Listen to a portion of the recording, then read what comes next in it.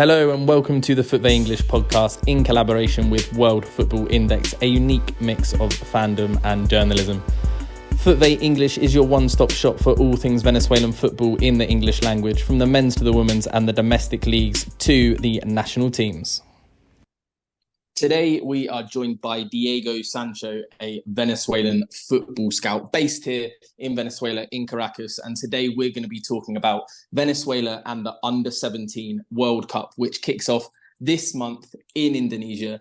Venezuela beginning with a game against New Zealand this Sunday, the 12th of November. And like I said, to discuss it all with me is Diego Sancho. Diego Sancho, a qualified journalist who studied at UCAB, Universidad Catolica Andres Bello here in Caracas. He went on to be an analyst for Caracas Futbol Club, considered one of the best clubs in Venezuela, and is now a scout for the agency Go Pro, who, amongst others, has Peñaranda, for example, Carlos Olces, and Atletico Minero's current loan kid from Monagas.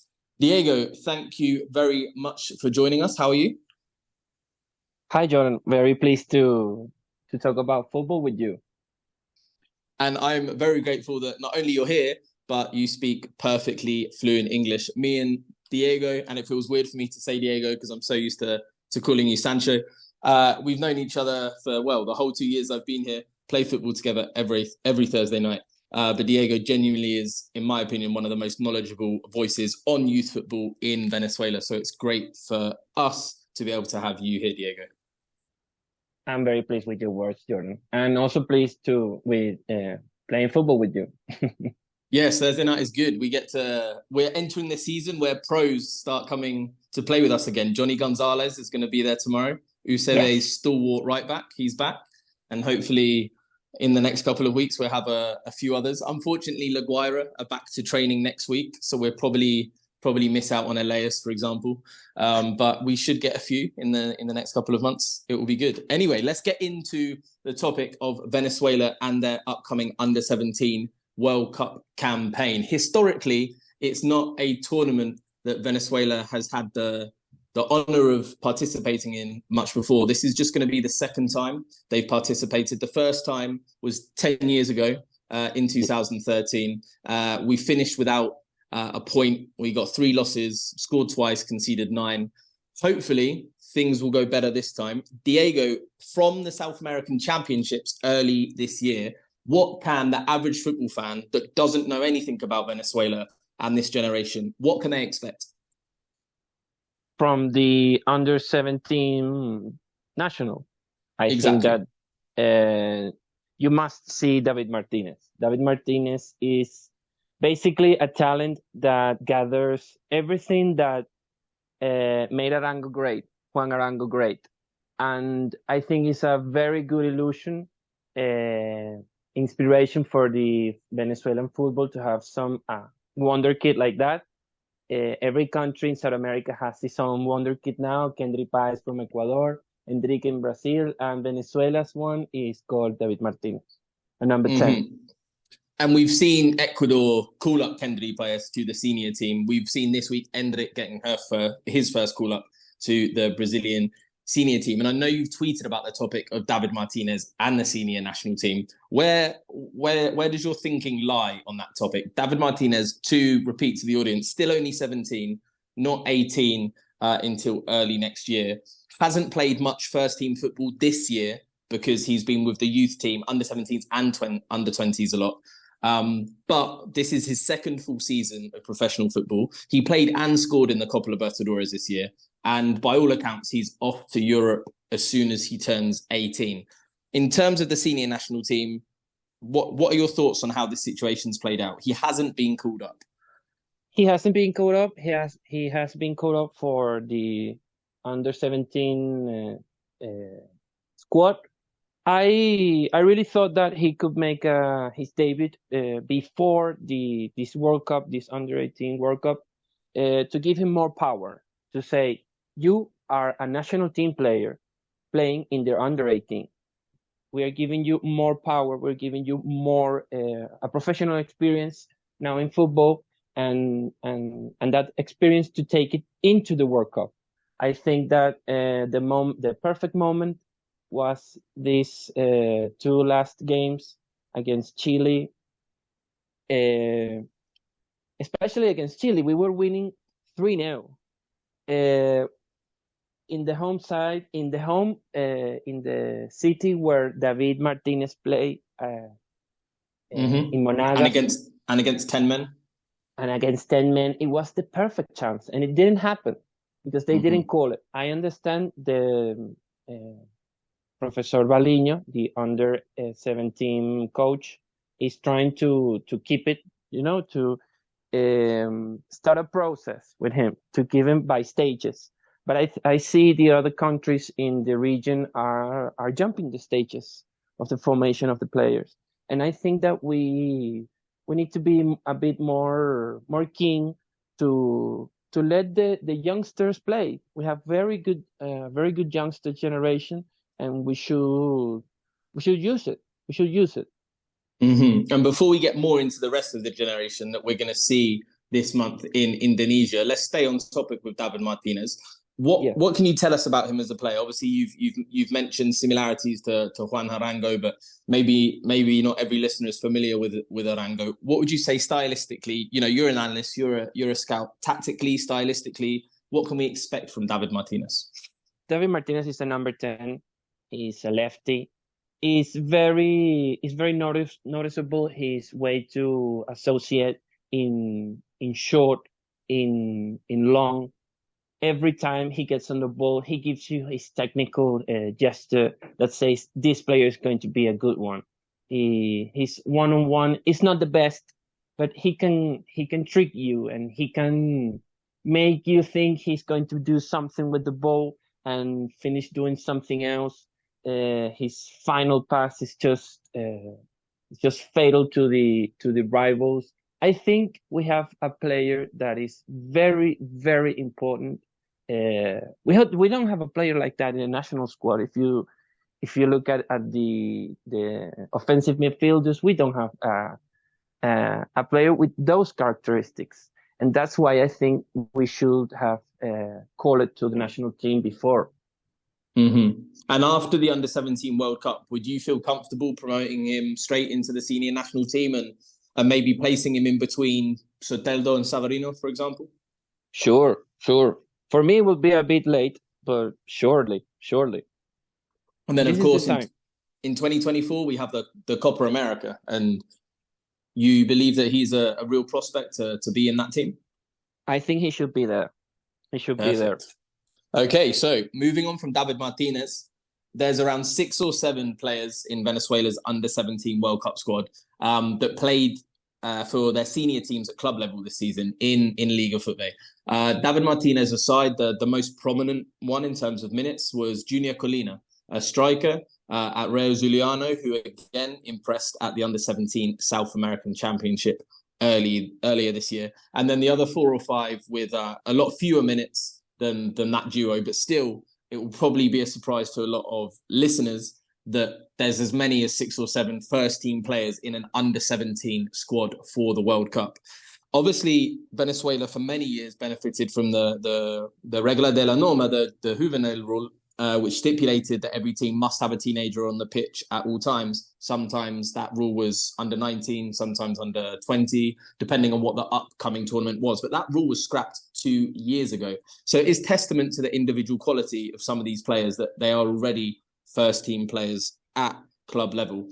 We've also got a few players that are playing overseas. We've got Juan Arango Jr., the son of Juan Arango, who's playing in Spain. We've got Alejandro Cicero, who's recently signed in Italy, for example. And we have Yandro Rap playing in Holland. Sancho, do you believe that we are strengthened by the Venezuelan youth players that are playing overseas? Yes. And I think that that's the biggest addendum from the South American tournament. From now the World Cup, we managed to sign very qualified players such as you said, Leandro Rapp, the likes of Nicolas Profeta, who was also eligible for Italy and Colombia, and he finally comes to play in Venezuela. I must say, I when I when I knew that Nicolas Profeta was Venezuelan, I really said, but he's also Italian and Colombian. Why will he be? Why will he be in the national squad? And he did, and I think is as you said, has strengthened the national squad. Juan Arango was already in. Alejandro Sichero was in Uruguay, but is now in the Frosinone. So I think that things got really, really improved for Venezuela in this tournament and in this length of time. And on the topic of Profeta, for people that perhaps their only access to Venezuelan football is Futbol English for reasons of language, or perhaps following Futbol Twitter isn't their main priority. There was a bit of drama around Profeta playing for the under-17 national team. A bit of drama came from the fans themselves, their expectations, their attitudes, fan culture, but also a little bit came from Profeta's side as well, with maybe some naive comments in a press conference a little while ago. As you touched upon, eligible for Colombia. And if I remember rightly, and do correct me if I'm wrong, he played for Colombia in the Under-17 South American Championship at the beginning of the year, and described playing for Venezuela at the Under-17 World Cup as like an individual opportunity for him. Since then, he's been interviewed again, came across a lot more professionally, sort of tied his allegiance to the Venezuelan flag, if you like. Have I summarized that more or less correctly for the listener, Sancho? Yes, I think Venezuela has changed a bit his approach on those eligible players from abroad. I think, for example, like Alejandro Gomez, they gave him the chance. Then Alejandro Gomez is also an English and Portuguese passport player. And obviously, when you see those three passports, you say, why would he come to Venezuela? But in that mentality, this Baliño coach, he said, why not? Why not calling him? Why not he worked with us and suddenly he likes, and he say, why not staying in Venezuela? He plays actually in Deportivo Cali in Colombia, but he managed to he played for Colombia. He gave the Colombia chance, and now he gave us a chance. And it's the World Cup that it matters. So I think that we have a great opportunity to make Nicolas Profeta stay in Venezuela. And with Alejandro Gomez, so he plays for Southampton, for listeners from England or interested in English football. I was about to say Premier League football, but sadly, Southampton, my team, are no longer in the Premier League. But Gomez, he was born and raised in Venezuela. He only left, if I'm not mistaken, he only left Venezuela in 2019, around the age of 10. And he was playing youth football for a team that I used to play against many times as a kid, scoring 3 or 4 goals a game, gets picked up by Southampton's academy, scoring 2 or 3 goals a game for them, has already debuted in the Premier League under-18s when he's only 14, 15 years old. And like you say, he's also played for Portugal's youth teams and England's youth teams, actually since being with Venezuela in their last or their penultimate module in preparation for this. He went from being in the pre-selection module with Venezuela to being cut for the final team, returning to England, and now has been called up and has scored for England. And as Carlos Tarache brought our attention to at Solo Benex, England are valuing him. In their most recent victory, or their penultimate victory, Gomez scored the winner or the second goal towards the very end of the game. And in the post-match graphic, they celebrated the 3 lions, and Alejandro Gomez was included as one of those lions. There's a bit of conversation about this. Like, if he's good enough to be playing and scoring for England's equivalent youth category, is he not good enough to play for Venezuela at this World Cup? No, and I think is he 15? I think he's 15 years old. Yeah, I mean, he should play in another range of age, and he still competes. He's way ahead of all the footballers of this generation, and I think he's a wonderkid. No wonder they try to keep him in England. And well, I think you have seen him more than me in Southampton, of course. And I Well, think, moving on, yes, moving on from individuals, from a team aspect, what can we expect from Valenio and how Venezuela are going to play at this tournament? We're in a group with New Zealand, with Mexico, and with Germany. What can the opposition expect from us? What can viewers, fans expect to see from Venezuela stylistically, formationally, tactically? I think Venezuela will compete. I really like the way they competed in the South American. As you said, there are going to be some changes. Giandro Rapp's addition is going to change the center backs. Before the Giandro's appearance, it was a couple of center backs from the same team, Academia Puerto Cabello. But I think it's going to be Ray Hidalgo, the center back from Academia Puerto Cabello, who's going to stay, and Giandro is going to play as the other center back.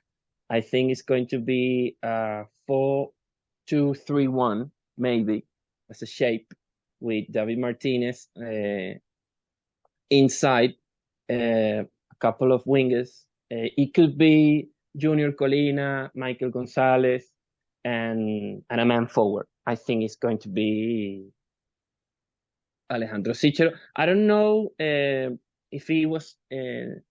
If Alejandro Gomez was in Venezuela, I don't think Alejandro Sichero is going to be there, but he's going to be there as a start.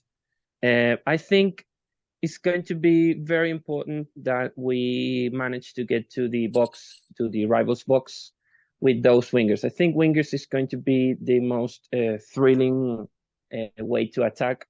Venezuela has very pacey players like Lehan Romero, like Michael Gonzalez, players that David Martinez will really enjoy to pass it long, to find them open, and I think Venezuela is going to be a very, very good side to see when they are winning, when they have spaces to make some counterattacks and to approach this space. I think that Paraguay goal, where I think it's David Martinez goal against Paraguay in the South American, when they make this counterattack, there is just a caveat. It really looks like a professional team playing. Actually, do you remember this goal?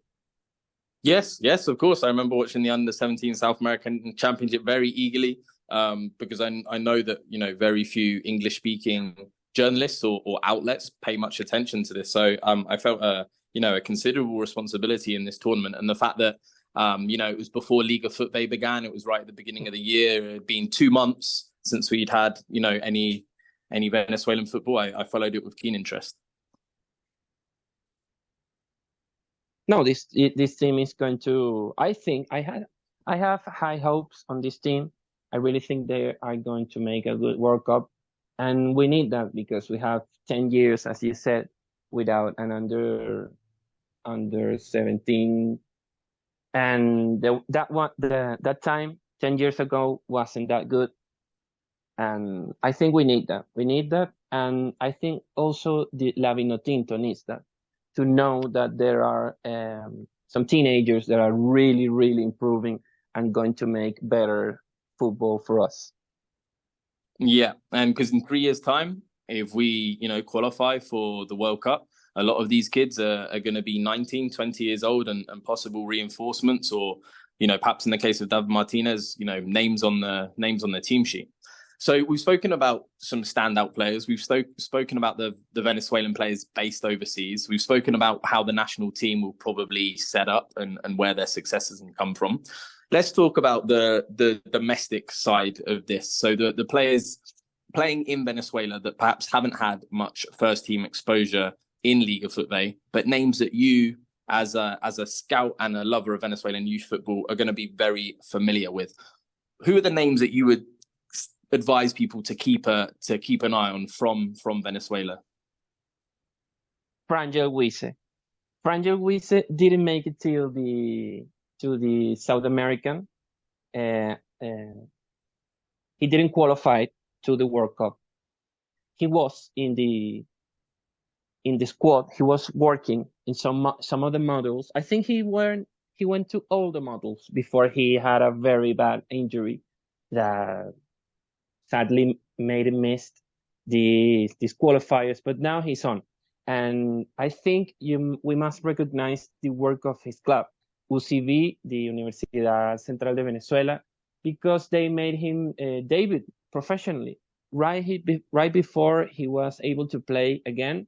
And that day he made this assist. I don't know if you saw this assist.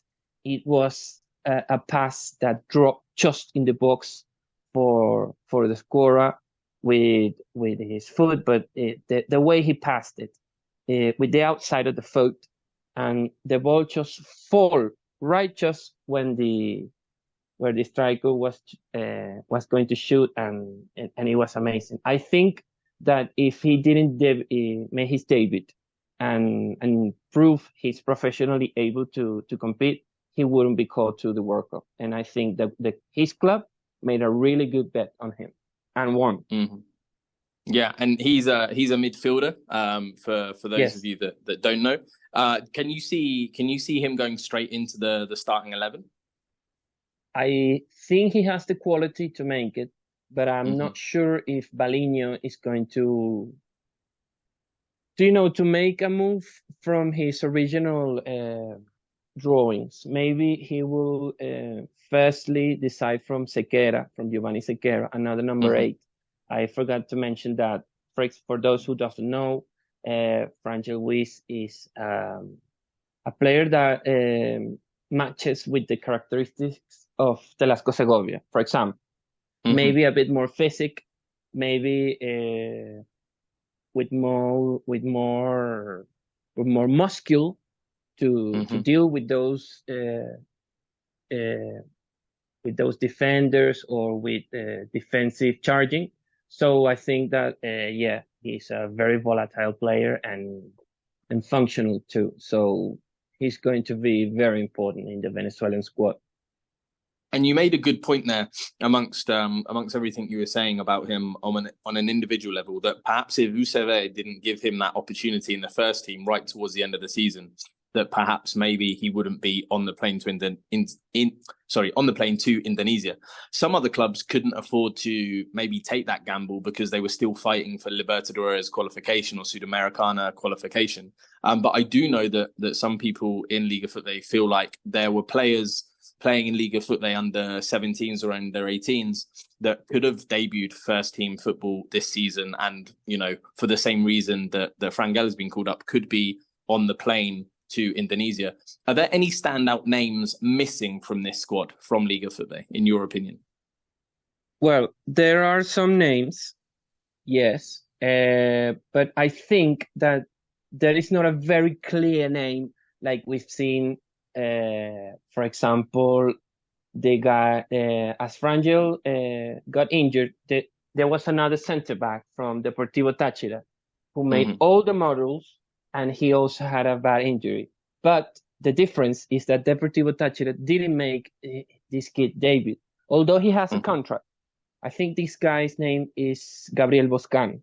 He's a center back that sadly he made all the process and never played an official match with this team. But I don't think he's a wonderkid. I really don't think he's that kind of betting. I don't think there is a big name missing, but I still think that the federation, the scouting way they work, sometimes lacks of. For example, they say they won't call up a player to a Vinotinto's model work if they don't have 10 matches in video of him. And I say, if you have 8 of a player, and in 8 games, you see the quality he has, why would you wait to have another 2 matches? I really don't understand. Sometimes there are good players missing. Of course, in Rayo Zuliano, there is a good example of Gilbert Martinez. I think Gilbert Martinez can do more in the professional fashion than Junior Colina, for example. I don't think Junior Colina is the best talent in the Rayos Academy, but somehow he's there. But just to say short, I don't think there is a very big name missing apart from Alejandro Gomez, but that is not that is a Liga Futbol name. Yes. When you brought up another interesting point, I had my next question planned, but I'm gonna skip it and come back to it. You mentioned about how the selection process, if you like, and needing 10 games.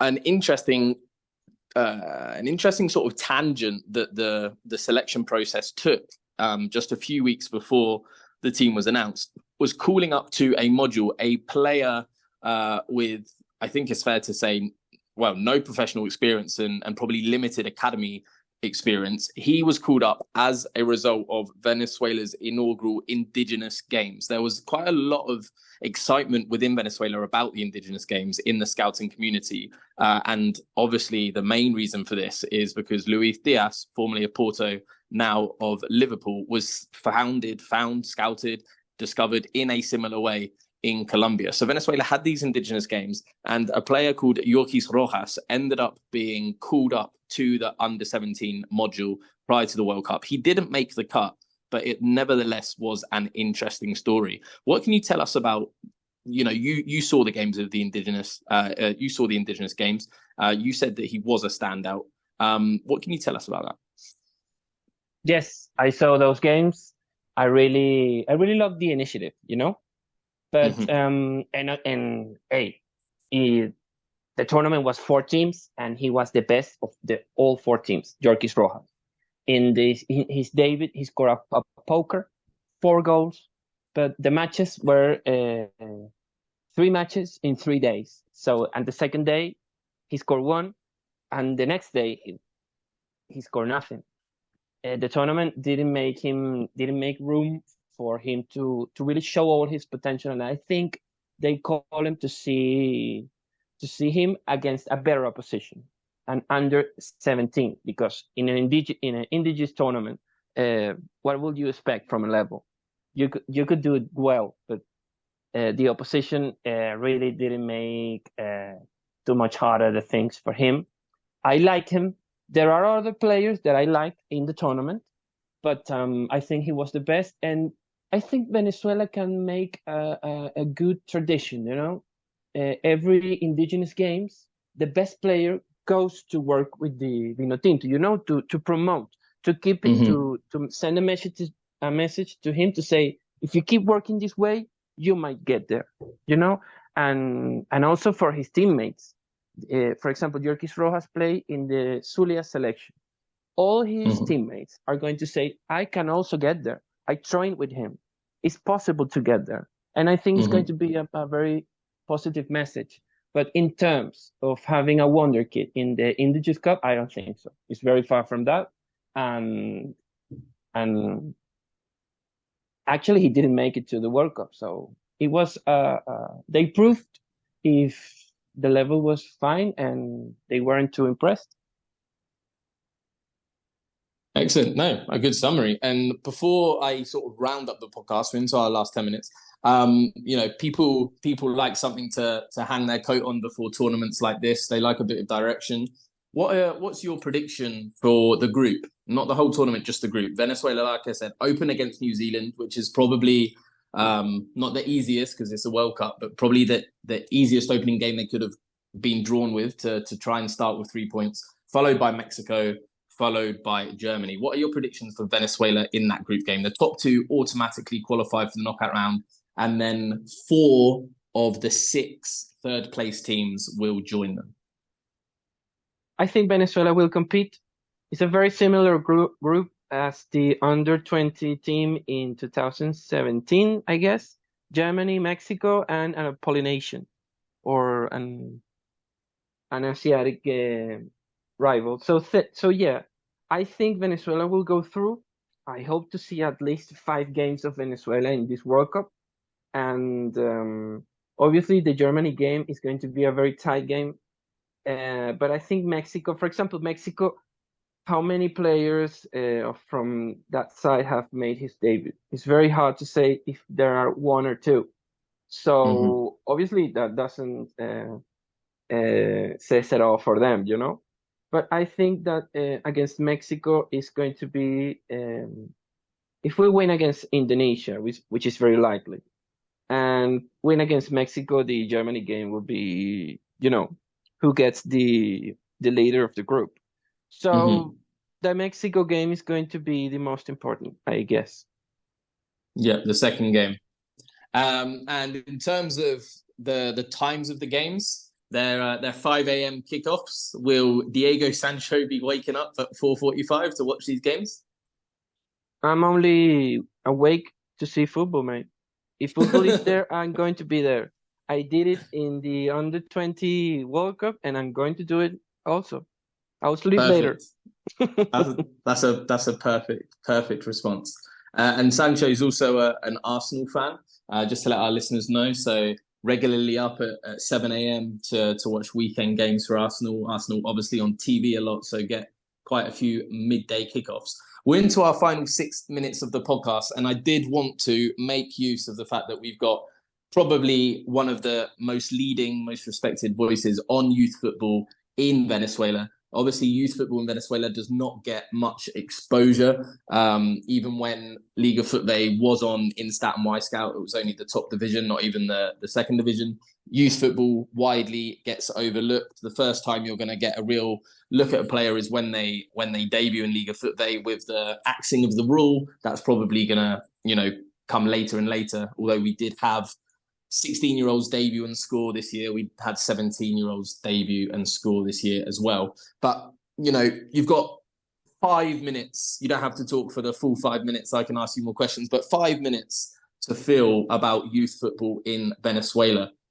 Let's start with a summary. What would you say the strengths are of youth football in Venezuela, and what would you say the weaknesses are? Okay, Venezuelan teams have no academies. At least not when this under 18 rule was approved. So this rule wanted to exactly promote under 18s into professional teams.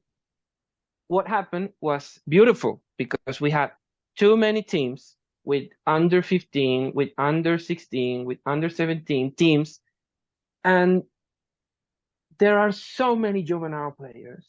And when there are so many matches, when you can see an evolution and a progress, and you can analyze the characteristics of your players, suddenly you have 10 or 20 or 30 players that are ready for professional level.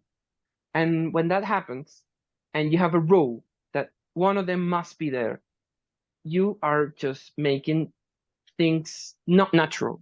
This rule, this under 18 rule, doesn't apply in any other countries that I know, in any other leagues.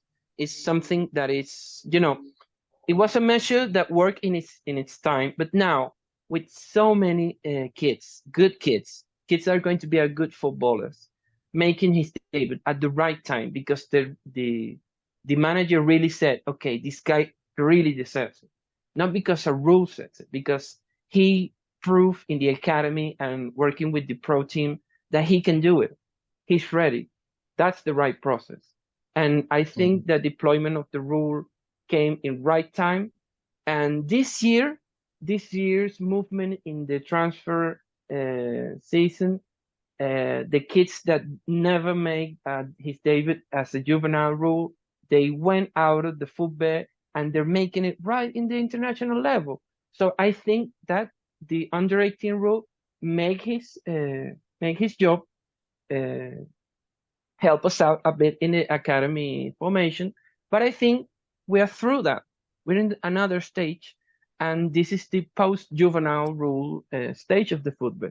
Okay. And I don't disagree. I think there were pros and cons to the youth rule. I think you did a good job of summarizing them. One worry that probably still sits with me, and I think you're well placed to comment on this as somebody that works within an agency, is I appreciate what you're saying about players debuting when the time is right for them. But what I worry about is it's going to minimize the window of opportunity for Venezuelan players to get abroad, to get to Europe, because if they're debuting at an older age, and we all know that there's probably a glass ceiling of around 22, maybe 23, where realistically top leagues are going to probably stop signing players from Liga Futbol once they've got to that age. They're going to say if they were that good, why are they not already out? That kind of thing. Do you share a similar worry? yes, I guess Venezuelan football is very behind the formation aspects of the elite, and this is a problem that also have Bolivia and Peru and other countries that aren't so popular in the transfer window. But I guess that if we work as the other teams, we're going to get some results. But if we work only as Venezuela, taking measures that only Venezuela understands, we're not going to make it. We need to do something that really make us go through. Of course, there are some talents that maybe the manager won't call him because he thinks he's not ready, but the guy might be ready. Of course, there are pros and cons. I don't say that the juvenile rule stop talent from going on, but I think this year's example was a good one. I think the good players made his debut and they went. And if they didn't went abroad this year, they will going to be the next year and so on. Perfect. Well, we are into our last minute, so it's a perfect place to stop. I don't want you to get cut off mid-flow, so we take this opportunity to wrap things up. Diego, Sancho, thank you very much for joining us today. I encourage everyone to give Diego a follow on Twitter. Like I said, not many voices, if any, that know youth football in Venezuela as well as he does. Diego, thank you very much for joining us. Thank you, man. That was fun. It was indeed, and I will see you tomorrow. See you, mate. Thanks.